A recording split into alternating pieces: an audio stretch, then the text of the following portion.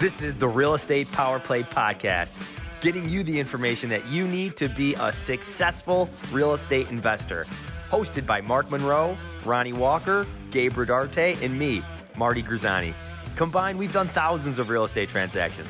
So get ready for real stories and true case studies on finding deals, growing portfolios, and making money. Welcome to the show.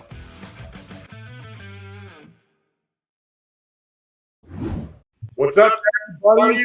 To Real Estate Power Play. It is Tuesday afternoon, and today we're going to jump into the top things that you need to know when you're walking through a property. Okay, the top things you need to know when you're doing due diligence before you buy a deal, what you should look at, the things that really can make or break a deal when you're going through, right? The numbers have to be right, and one of those things is making sure the condition, making sure the property's, as you're expecting it to be. So Gabe Rodarte, the man, the myth, the legend is with us today.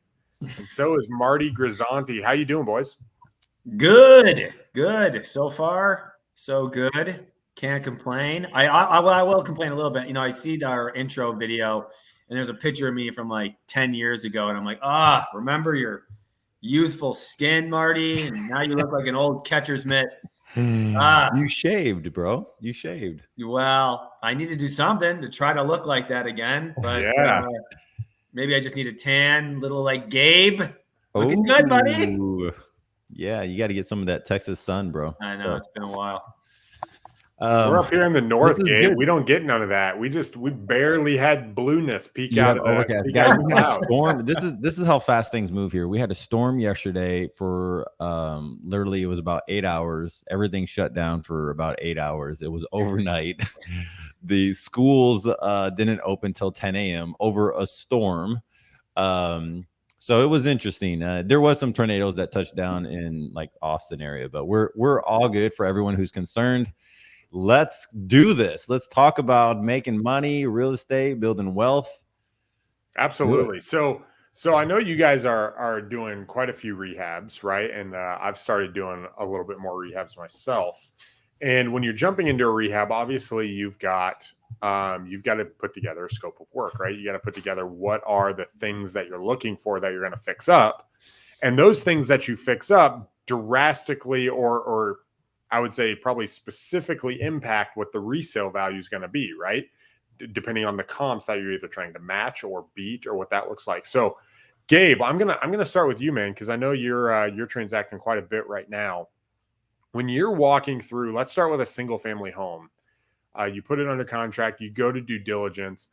What's the first thing you do before you actually step foot in the house? Like what is the pre-work, let's say, before you go out to the property itself? The prep work. What's funny is that I was while I was writing this up, guys, I think this is a great topic for most people because they're not walking properties all the time, or maybe that, I remember I had someone walk it with me quite a few times ago going, man, what am I really looking for? And I came from a construction background. Like I know this stuff and I was still a little cautious about it. So I definitely want to help out those who are listening to really grasp this. If you're new or if you have any questions, go ahead and just make a comment there in the comment post and we'll be able to answer those. Marty is a pro at doing this too. So we'll all be able to chirp in.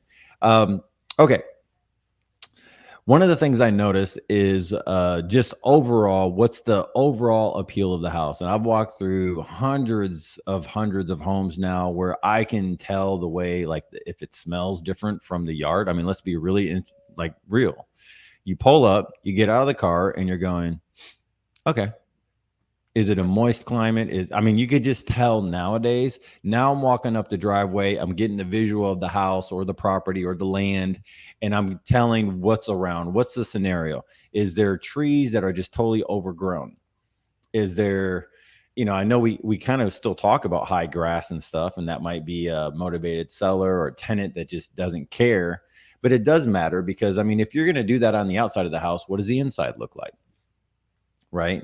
Yep. And so as we know, and I want to definitely get into some of Ronnie's, we have some questions because Ronnie just loaded us with some facts that happened over this past weekend for him and some of his property. So we're going to get into that of just, if you're not taking care of the exterior of the home, right? how is the inside being taken care of?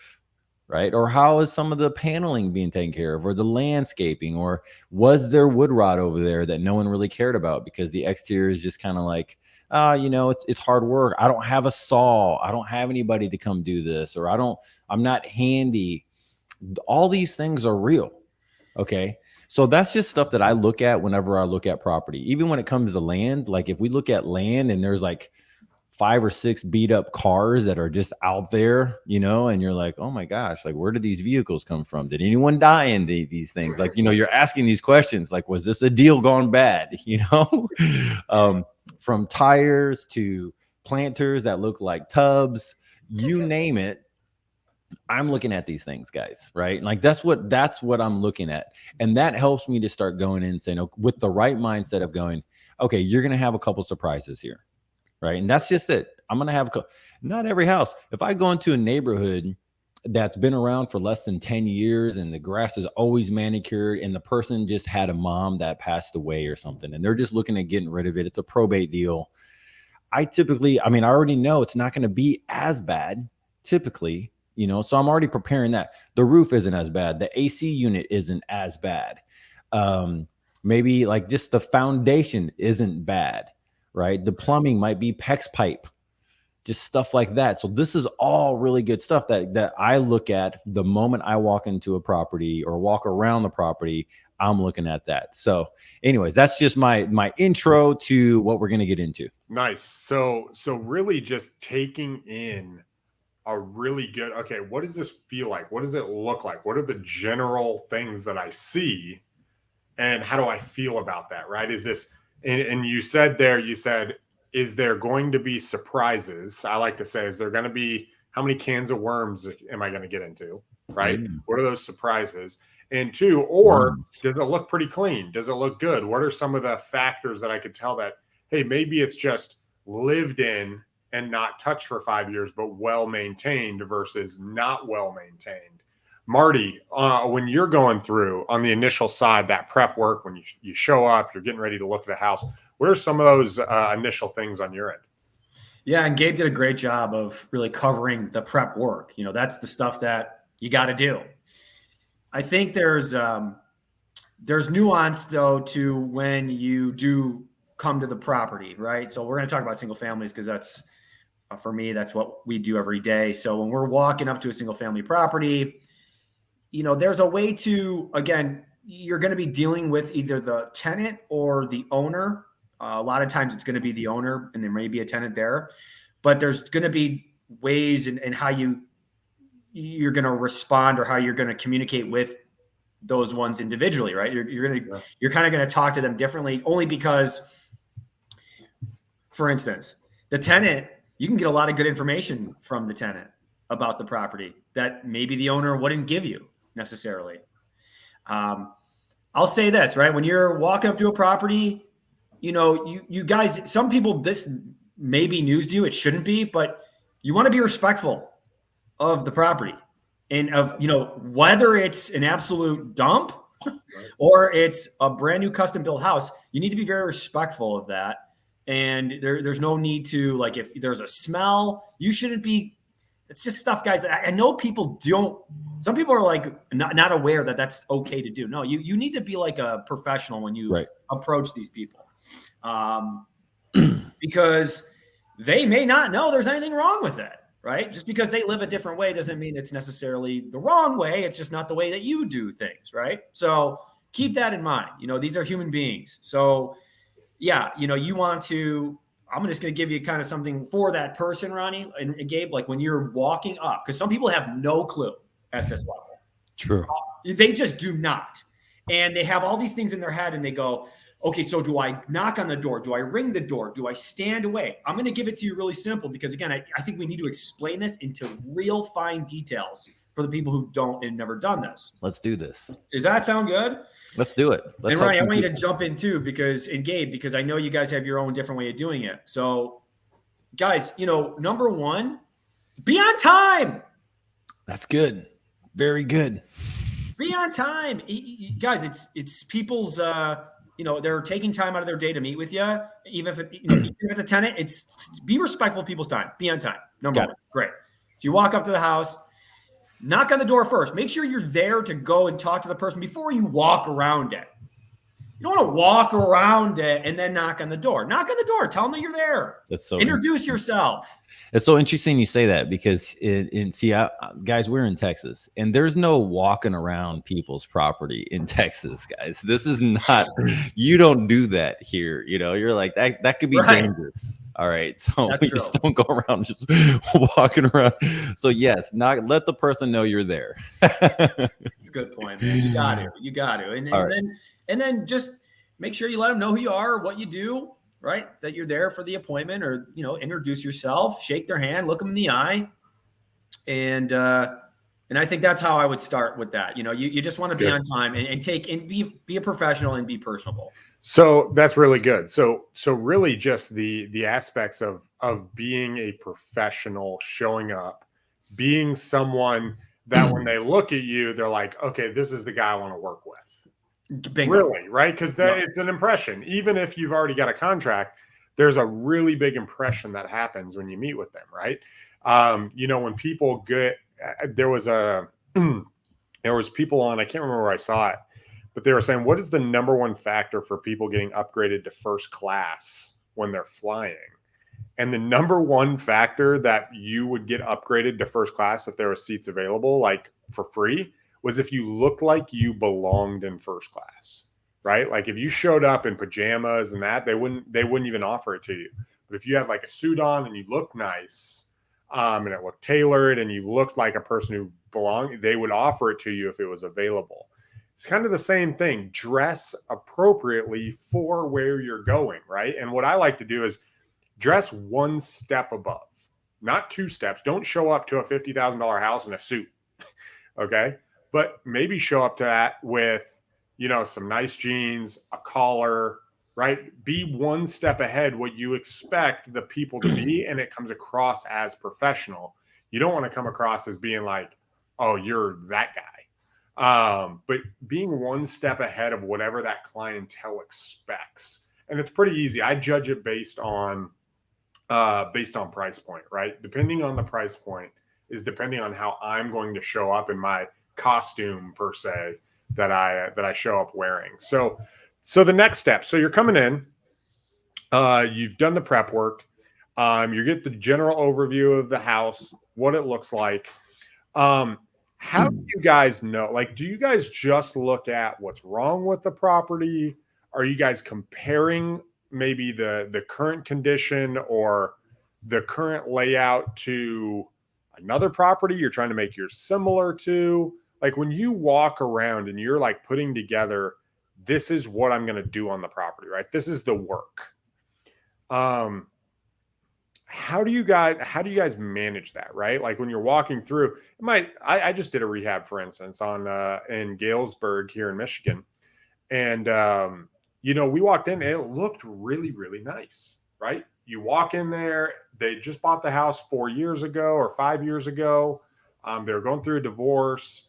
There was some things here or there that were wrong, and the paint color, and there's purple walls, and for the most part the house was pretty nice. The cabinets were fairly new.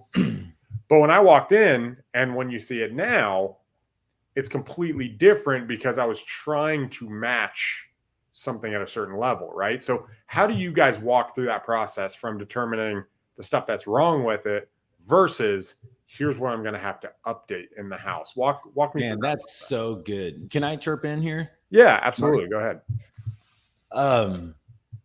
So guys, I want to answer this question from both the investor point of view and somebody who used to do rehabs for other investors. All right, guys. One of the things that you will find if you're new to this and you're building your wealth and you're looking at buying properties, one of the things you'll find, and I've seen a lot of people do it, and I think majority of the people will walk through and go, I wouldn't live here. Right? That's the first thing. You know what? I wouldn't live here. I wouldn't deal with this. I wouldn't do that. And you're going, this isn't your house, right? This is an investment property. This is literally, if you're in a stock portfolio type person, this is one more asset in a portfolio, or you're getting ready to get it to somebody else's portfolio, which might be their own house. But every area, every neighborhood, whatever you look at, that property has its own comp it's designed for. And you can't make something go outside of its characteristics, right? You just can't do it. There's not enough. Even if you had enough money, this is the crazy part. If I could just put another 500, another 1,000 or something else into it, maybe touch up this and the exterior, you got to realize that the comp is what it is. Yep. You can put another 50 grand into a property and it'll still be the same property in the same location, right? The same style home. And so those are some of the things that I hear a lot. I don't know about you guys. I know we all talk with different types of people at different phases, but it's one of the major things of going, look, this is just like kind. Let's go with like kind. So what is a like kind deal? Well, you could go up to the property, and like kind is the structural integrity of the building. So you can go by the year. All right. You can go by, okay, everything's on pier and beams in this neighborhood. All right. So if everything's on pier and beams in a neighborhood, you're typically not using brick siding, right? You're probably not doing stuff like that. Is it all on slab? Okay. Well, then you might be dealing with brick siding or hardy plank siding, right? Stuff like that. So those are some of the key things. And why does that matter? Because you know, right, that there's some things you just can't change. If you're on pier and beams, it's a little bit easier to change the plumbing. Right? It's a little bit easier to get underneath there and move some things around. So the rehabs might be a little differently when it comes to changing bathrooms and changing styles. And let's move this over here. You start getting into slabs, it's going to be really costly for you to go in and start moving around the plumbing in that slab to make that bathroom look the way you thought. Yep. Now, here's the thing that I noticed, and I don't know about you guys, but I noticed that on houses, like over the years, I noticed the houses that were on slabs, they were just thought out differently. They were thought out to never move the plumbing. Like the plumbing's going to be in this baby, is not going to be moving, right? Yep. And so it was just thought out differently. Yep. And so that's just some of the tips that I want to help people with, of just grabbing the concepts of you can't change the neighborhood. You can't change the overall structure, meaning if it's on pier and beams and you want to keep that building, like it's not just a tear down, but you want to keep it, then you got to just go with like kind. And that's what it is, right? And just number one thing is, if you're doing this for investing and you already have a homestead, you already live in a home, you have your setup there, remember, this is an investment, right? This is something you're going to put money into to get some form of a return back, whether it's short-term or long-term. And so you don't need to go into there thinking, this is something for me, and I would never put this here, where you never know. People, that might be the case for the whole neighborhood. So that's my takeaway. I don't know. What about you, Mark? That's really good. So Marty, looking at the like kind, making sure that the property is similar to what you're expecting the rehab to be. You know, you're not anticipating, okay, I'm gonna put all this extra stuff and try to get a higher value. So when you walk in, we've got like kind, we look at that. What's the next step? How do you determine, okay, I'm not just fixing things, right? It's not just about fixing that hole in the wall. It's about fixing it, making sure it passes inspection, and that it's upgraded to the level I want to sell it at. Walk me through that process. Sure. Yeah, I think a lot of it, this goes back to the pre-work. So when you're getting, for us, we want to get a comp and we want to get maybe 2 to 3. Our unfair advantage is, one of our partners is a realtor. So we're going to get 3 houses that say, hey, here's what it can look like. Here's what the ARV can look like if we do a really nice job. So now you know, all right, if we have X budget and we go in here and we'll see what it needs, but it's probably going to need some work to get it to there, right? What is that going to look like for us? So a lot of it for us is just the pre-work of knowing what are the houses, like Gabe was saying, with the like kind, and what are they selling for when it's all been repaired up, so that when we go in there, now we know, all right, so they just did a bathroom, so we're going to need to do this bathroom because that's, it's sold for $250. And in order to get that $250, the bathroom was done, the kitchen was done, the floors were done, the paint was done. So we got to go in here and see, okay, the kitchen's actually really nice. We might be able to get away with this kitchen. It might just need to be new countertops. So the cabinets are fine, just maybe repainted. So there's a lot of nuance for us because we're going to be flipping these, right? So you really need to do the work in order to get that number. We can't You can't get away with maybe just some paint like on like a rental. So keep that in mind when you're looking at the property. Know what are you going to do with this? You know, you have to have an idea. Like if you're going to flip it, well then remember that you got to do it. You really got to do it the right way in order to get that 250, to get that number that you're looking for. But if you're thinking about, like Gabe said, if you're going to be renting it, you may not need to do the granite countertops, right? If it's just going to be something you're renting. So, you know, it's just something that you got to be clear on as soon as you walk in, what it's going to be. I will say this though. We looked at one yesterday, or my partner Matt did. I wasn't able to get there, but you'll never be able to like putting money in. You'll never be able to put so much money in that it changes where it's located. Totally. So this was a really nice 3-family. And maybe back 5 years ago, that would have been a property that Matt and Marty would have bought. Now we've learned our lesson. It's just not worth it if it's in a location that you go, well, in 15, 20 years, it might turn. You don't want to get into that situation, guys. You know, you want to be really proud of where you're buying. You want to be like one of my realtor friends said it back in the day when I was just getting started. He's like, you'd want to be able to, if you buy a property that's a rental, if worst case scenario, you'd have to spend the night there. Yeah. You're willing to spend the night there? So, yeah. And that's really good because, you know, do you feel safe, right? Do you feel comfortable being at the property? Guys, we're talking about the big things, the top things you need to know when you are walking a property right now. And guys, if you have questions, put the questions in the comments. We want to answer them, right? I can't tell you how many times people will call and just back, what do you think about this? What do you think about this? Whatever those questions are, go ahead and put them in. We'd love to answer them and go down that route and really walk through that. I wanted to share something on top of what you said, Marty, was when you're remodeling a home, like, and this taps into what Gabe said, this is an investment property, right? This is not the time to get fancy, right? You get fancy on your personal home. Okay, when you have a personal thing, and I have a custom bookshelf right here next to me, not the one behind me, but the one next to me. Okay, like that's when you get fancy. But when you are remodeling a home to try to get an ARV or try to get a price point, literally find that comp. And if it's got yellow cabinets, you have yellow cabinets, right? If it's got, alabaster walls, you have alabaster walls. If it's got, new appliances, you put new appliances in. And if it doesn't, then don't do it, right? Then don't worry about it. If it's got no stove and it's sold for blank and you're trying to get blank, then don't put a stove in. And I think that a lot of us try to get fancy. I know I do. I know the temptation is, oh man, that would be really cool. Oh, it would be really cool. I'll give you an example. I put a barn door in this one I just finished. Now, I would not have put a barn door in a normal rehab. The reason why I put a barn door is because I bought the wrong style barn door for my personal house. I didn't get a big enough one and we stained it before we realized it. And so I was like, oh, you know what? We could throw this in a rehab, right? And normally you're not going to add those fancy elements to a property. You're going to try to match exactly what that ARV was.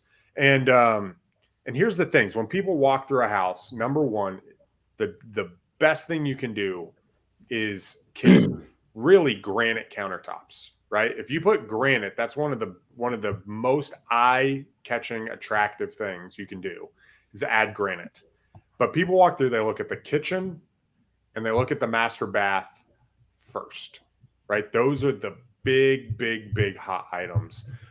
Anything else that you guys think, or when you're thinking about the kitchen or master bathroom or any other area that you guys focus on, what do you do to make it pop? What do you do to make it stand out? Do you add a little bit extra? Do you have like a signature? I know some people have like, hey, we put blank into all of our properties to add a unique. Gabe, I'll start with you. What do you think, man? Yeah. So here's a couple things I want to add for people who are looking at investing. And this sounds like we're going to go towards the rehab side of it, where you're looking to make some money. Okay. Now, on all of our flips, no matter what we do, even if it's rentals, we have granite countertops on pretty much everything we have, unless it's just in a place where it just never fits. But almost every one of our units has granite. So just kind of give you guys perspective. But let's go into this part. We're talking about the kitchen and we're talking about the bathroom. We're talking about things that just have to happen. And one of the things that I have done, I know Marty does, and Ronnie was mentioning your signature of what you do. There's two reasons why you want to do it. One of them, all right, is because you have your name print on there. Okay, this is what I like to have in all of my properties. Right. It makes you feel good about your property. I mean, it's not like you have to do dump houses. You could do 500, 600, 700K houses, but you have certain things that you do like, I love this. And it could be something that has to do trend wise. Right. I know that there's some rehabbers, including myself. I mean, it's simple as all the shutoffs are brand new. I don't want old shutoffs in my homes. If I'm messing with them, when you already have to do plumbing, just change the shutoffs. It just makes things better, right? Especially when it comes to rentals. Number two, here's the reason why this is really, really important. If you're going to have a signature thing or you want something on all your units, it's the economy of scale, right? It's the fact of going, I don't have to question what's going in. If I'm going to do barn doors and the replacing sometimes you have like when you have those bifold pantry doors, those bifold pantries, like, you know what, forget the bifold. Let's do barn doors on all of them. Anything that we come across that has a bifold, barn doors instead. Great. Then that lets you know when you're walking into houses, I know what I'm going to do here. Right. And it helps you move through the property. Not that you're speeding through it as I'm talking to Mr. Ron or Mr. Marty, and Marty's talking to me about the property. I want to be able to have my mind know, I know what I'm going to do over there, but I want to be engaged in the relationship and the conversation if they're there on the property. Typically, that's what you're doing, is you're there to keep the relationship strong, not just to take photos of the house or the property. Right. The same thing with bathrooms. You have a signature thing in the bathrooms. Why? Because you know what it's going to cost you. Right. And you just kind of know, I'm going to do the same thing here as I did the last 5 units, or ask somebody, what have you been doing, Marty, that you signature your properties on? That just, people love it. Because here's the thing. This is the cool thing. Marty knows, like, he is partners with his realtor, right? I have 2 realtors that I really rely on that's in the Houston metro area. And I ask them all the time, what are you seeing in there that their clients, here's the key, their buyer clients are excited about, right? What are your buyer clients excited about, Marty? Well, for right now, it's barn doors. Okay, barn doors. That's what we need. If that's what you want to be excited about, let's do that. What else are you excited about? Right? What else do you hear them saying? So these are key things that I think that you can, as a newer investor, or you're looking to build out your portfolio to kind of monetize and do. I've learned this from a couple other people. I've watched people do it. And what it does is the economy scale is a big deal. Like, I know what kind of flooring goes into all of my rentals. I know what kind of countertop goes into all of the rentals, right? I know what goes. It just makes everything streamlined. And the team, the construction crew that works on it, they go, oh, this is one of Marty's properties. He's going to want this. And you know what that helps do? This is a side note, guys, that I think is a perk that's worth noting when we're talking about, again, the top things that you need to know when you're walking a property. Your contractor crew ends up knowing, hey, this is what Marty thinks about. He told me the last house. Yeah. I can make this decision. Hey, Marty, do you want me to do the same thing as before? Right. And now there's a speed of trust. And Marty goes, he got it. He knows it's the same thing we did on the last property. So that's good. And one of the things that Gabe said is, asking people's opinion, like asking professionals that are in this every day. I think what I've seen with a lot of beginners, especially with flipping, is that they try to like have their ego. Like, no, I know what people want. No, you don't. No, you don't. You don't. You got to trust what are people buying. It's not what people want. It's what are people buying. That's what you want Yeah. to have in your home. That's what you want to have in your flip or your investment property. What are people actually buying? It's cool to like something. And if I can add to that, on top of what are people buying, it's so easy to not understand the numbers. Even for me, to not understand what things are actually going to cost.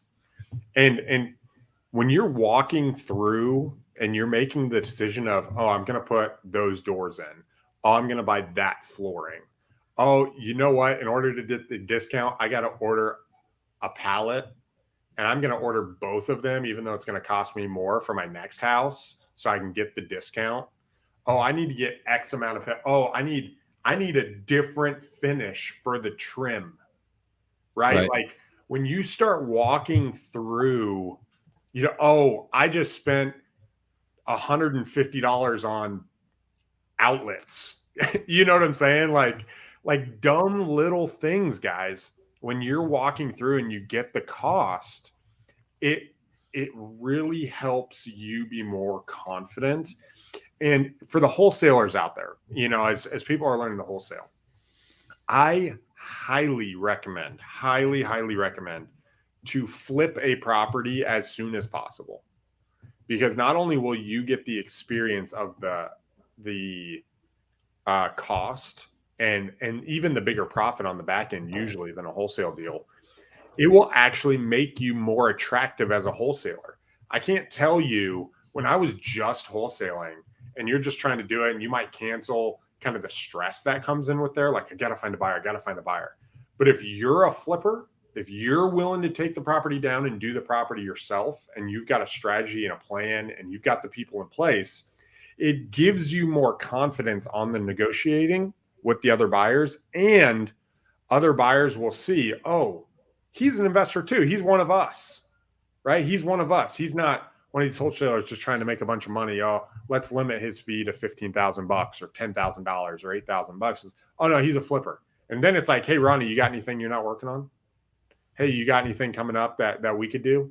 And now you're on a peer-to-peer relationship rather than just being, that new wholesaler or trying to flip a property. And you're able to talk a little bit more in detail with them. Hey, this is what you got to look out for this property. 1, 2, 3. This is what I would do. You said it's that? Dude, trash outs aren't that much. Just get a dude with a dump trailer. Instead of ordering an $800 dumpster, get a $300 dump trailer and do that instead. Oh yeah, I got somebody. Call this dude. You know what I'm saying? And it helps do that. So, guys, we are halfway through, or a little more. I got a question for Marty. Yeah, Marty, I'm taking down some notes. Marty, you do flips, of all types, because we've seen your flips, just through social media and you posting and seeing on your flips. You've taken new people through your properties, right? Yeah. What is an aha moment as you have you looked at someone's eyes? Have you taken a new person through their property? What is the conversation like when you're taking them through, a newer investor? What is the conversation that is like an aha moment that they walked away with? And what can you help out anybody who's listening here with an aha moment of walking properties? Yeah, no, it's a great question. I think people go, wow, it's a little bit more work than we thought. Right. And kudos to Matt and Amber, my partners, because they're really just, they're the leaders on that. And, but I would say there's a couple things that people maybe short out on, and you don't want to do that. And it's the little things, right? It's the lighting fixtures, right? It's the making sure that there's the thermometers are new, right? And you can see that people go, I never would have done that. I never would have changed that out, I guess. And it's like, no, that's a big deal. Realtors, they're going to beat up flips. It's just what they do. They beat them up. And you don't want to be that, like you said, we've all talked about kind of like the branding, you have your personal touches. You don't want to have the personal touch of them saying this guy does crap flips. So I think the big things are like, hey, new appliances. Some people skip out on those. Got to do it. Got to do brand new appliances for us anyways. That's what we do. That's our special touch, right? Brand new appliances, We're going to do the roof if it's needed, no matter what. We're going to do the windows if they're needed, no matter what, right? We're going to do the furnace if it's needed, no matter what. And we could go on and on because there's a lot. It's all of it, right? I think that's the thing. It's all of it. It's all necessary for you to get someone who goes, I don't want the house. I need the house. And I'm willing to go 60, 70, 80,000 over asking because this is, I know it's basically a custom redone house, remodeled. It's like a new build, but it's just in the same bones from the 1950s. And that's what you want. You want people fighting over your house. And in order to do that, you got to do all the little things in order to get it. And I think that's a big deal. But yeah, walking people through it, I think they see that it's a lot more work than they think. It's not HGTV. It doesn't happen overnight. And it's a team effort. And there's a lot of work that gets done to get it there. Dude, that's so good. That's so good. So any, as we're kind of coming through, so we talked about the prep work and the top things. We've talked about, the initial walkthrough and noticing what it looks like. We've talked about looking at comps and matching it. We've talked about adding your own unique flair to the property, your own unique signature on the property. What are some final things, right? Think of when you come to the end of a project, right? When I just came to the end of this project, for instance, I'll just use my most recent. You come through, you do the final walkthrough, and there's 12 little things left. How do you take it from, okay, I started the project, I've gone through the project. How do I put the final cap on it that like we're done? What does that look like? Like what does that final punch? Like that final punch, right? Just right. getting it to the end. What does that look like for you guys? Honestly, guys, the cool thing about this and about real estate, you can tailor this business to however you want it. You can be the person doing the final punch. Typically, somebody from our team or me is walking through the property. The final punch is me just highlighting things on my phone. Maybe some photos, other stuff. I mean, it happens wherever. And so to give you guys a peace of mind, if you're new to this happens in new build homes. This happens all over the place. You're always going to have a final list. And the reason why is you have the main contractors going through this stuff and they're beating the crap out of things, tearing things apart. You got the GC that's walked through the whole process. He sees the same little paint daub on the ceiling that went from the wall. And you're like, he just sees it every day that he walks through the property. And he's like, I got to touch that up. I got to touch that up. And he forgets to touch it up. Right. It just happens. It's just what it is. So you kind of have a couple things that you could go through. You can have it to where you have a punch out crew. If you have multiple rehabs going at one time, then you have, a handy guy, maybe another guy that just does all the handy stuff. And he just goes through and does that. The doorknobs, the other stuff, the subtle things that you're going to see, right? You could have those things, or you have it set up with your team of like, hey, I'm going to do the final punch out and this is how it's going to go. Right. And then you just do those things and you go through and we use it. I have a thing set up on my phone. So I just have it set up and I just do the regular punch out and I just copy it from the last property I did. Right. I move it over and it's like, the highlights. It's the exterior paint. It's the trim work. It's the lawn. It's the landscaping. It's all the door jambs. All the doors are closing correctly. Right. I mean, the thing that gets on my nerves the most is that you have so many new doors in the house and brand new door handles and everything. And then you have 2 or 3 doors that don't close correctly because they're brand new and they had to make them fit to an older home or something. And they're off by, I don't know, 1/8 of an inch. And then you have somebody come through here and goes, oh, the doors aren't working. There's got to be foundation issues. And you're going, no, that's not what it is. We did everything. We did everything to make you happy. Trust me, I want you to be happy. And then, so subtle stuff like that, you just got to remember, you might have walked this property every other day. Your rehab crew has done it every day. Be a little graceful for them and patient with them. Like they're in there every day working. If you have a good crew, they're honestly working, trying to make it work for you. And you just got to have the view and the perspective of there's going to be another family or someone's going to come through here as the end buyer. And they're going to look at it with a fresh set of eyes. Right. And so that's just kind of like a mental game you have to play with yourself before you enter that last walkthrough. Hey, are we ready? Fresh set of eyes. Let's put them on right now. That's the only help I can help somebody with. That's awesome. That's awesome. Marty, what about you? Final steps. That was awesome. You guys are getting like the real deal, because Gabe, not only is he a real estate investor, but he's also someone who was in the business of contracting. He's GC, he can build a house. So you just heard it. I mean, that's it. That's the punch list. It happens. You got to do it. I'm running out, guys. I'm leaving. But I will say this. I think, Ronnie, you just did one. So no one's going to have as much experience right now, or at least someone who, because you've done flips before, but it's still kind of a little bit newer right now, just because it's in your backyard right now that you're doing them. So what was your final takeaway for the punch list?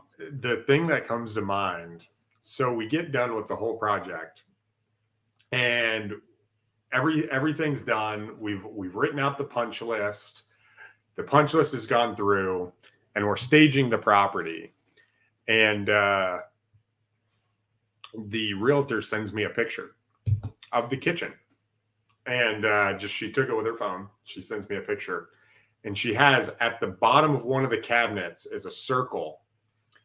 Out of the whole thing, we painted the cabinets, we did everything. They forgot to paint the baseboard of one cabinet that was off to the side. So it's like the old color. And so the final takeaway is, I loved what Gabe said. Your guys are in this property day in and day out, right? And I had gone to the property probably 3 times, right, as a walkthrough. And there can always be one additional thing that pops up that you just got to knock out, right? And don't get frustrated with that. That's part of that's part of finishing, right? I had to send my guy over there. He had to pull the cabinet out, go into the room, mask it off, paint the thing, put it back in. But like that happens, right? It happens where you think you're done with outlets, and then this happened on the property too. You think you're done with outlets, and my guy tells the other guy, he's like, "Yo, did you do downstairs?" He's like, crap, right? And he's got to do all downstairs. Like that stuff happens when you're at the property, especially if you're managing it yourself. Totally. Just expect that. Right? Just expect that to happen. Expect that final finishing push to not only be on a timeline because you're trying to list it. At least if you're like me, I'm a time Nazi, right? Like we got a deadline and we're hitting it. Right. But also like just keep plugging away, keep pressing through and get to the finish line. Because once it's done, it feels really, really good, right? You feel good about what you did. So Gabe, I know we're wrapping up, guys. We are here every Tuesday. We're wrapping up. Wait a minute. Well, I know we're wrapping up, but do we have the time to go over the power of the walkthrough from this past weekend's experience? Oh yeah. I can share that. Absolutely. What time do we have? What's it? 43. Okay, we 45. Got time. Okay, guys. Yeah. So this is where I chip in and I go, look, we're doing this. So Ronnie had the privilege of doing the questions today. But I got a question for Ronnie. So for those who don't know, Ronnie does flips. He does other stuff. He does a lot of wholesaling deals. And were you going to wholesale this property that we're going to talk about? You're going to close. I was actually going to flip this property. So, okay, so guys, I was going to. Let's go into the power of the walkthrough. Dun dun dun. This is what we're waiting on. Yep. Ronnie.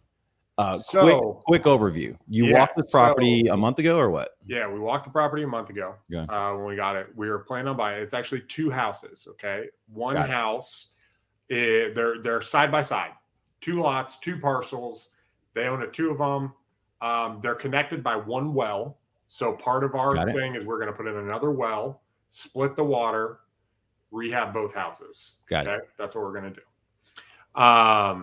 Pretty good. Great location. Worst house in the location where we're at. Trees everywhere. Nice, right? So we walk the house. Everything looks fairly good. We're going through the property. I get lending set up. Thursday, I'm supposed to close Friday. Got it. I have to go to Kalamazoo on Friday to finish Courtney, my other project. Got it. So I know the owner of the title company. His name's Nate. He's super cool dude. He lives 2 minutes from my house, right? He comes over to my house quite often. He's like, what if I just stop by Thursday night? We sign the paperwork. We'll get the seller to sign. They're in Florida. It's like, no problem. I was like, I'm doing a final walkthrough on that property on Saturday. And he's like, okay, cool. So funding will be Monday, blah, blah, blah. So we've already done a walkthrough. We already know what the work's going to be. We know what's going to happen. I have trash out lined up for Saturday.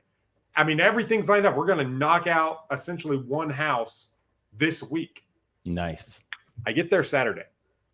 Now, granted, I've already signed the paperwork. Okay. Wow. I get there Saturday. And guys, the water had been left on in the house. And it had completely soaked through. This is a little two-bedroom house, right? Completely soaked through. You step in it and your foot goes through the subfloor. The only reason you don't fall through is because the carpet is there, right? You pull up the carpet and you grab it and it's moist and wet and falling through. So I immediately send an email that says, yo, like emergency cancel, right? Like stop funding everything, right? Like we need to put this on hold. This is not what we're expecting. Literally tens of thousands of dollars worth of damage to this point. So much so the house, I don't exactly know how this happened, but I think it got into one of the load-bearing walls.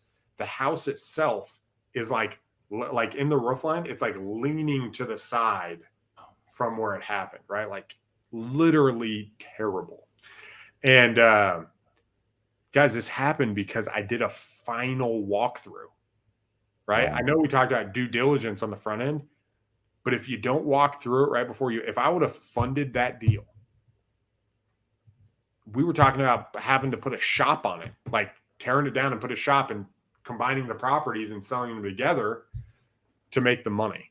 But that final walkthrough specifically is to verify everything you know to be true, especially if there's tenants involved. Wow. Right? To verify all of it. So that's what happened literally this last weekend on Saturday.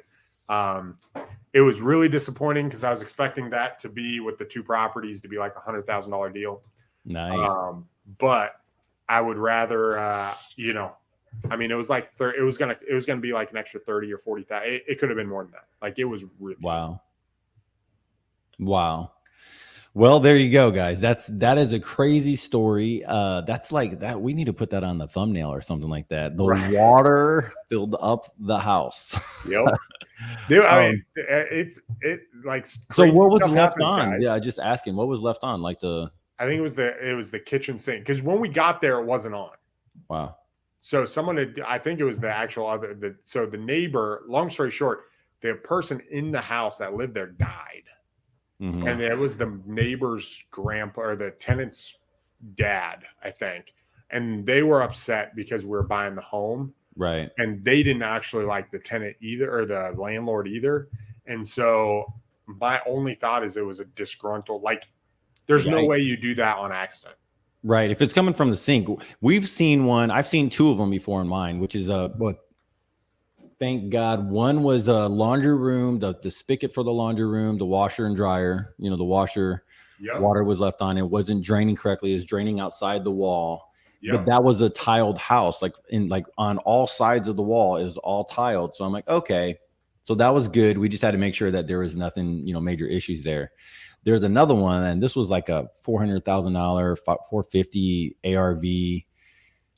Or we bought it for $450. I think we sold it for more now I think about it. But the what do you call the water spigot for the refrigerator? Yeah. The supply line? Yep. They pulled out the refrigerator and that supply line was still dripping and it just dripped. And that backed up to, we were planning on saving this really hand scraped wood flooring in the living room.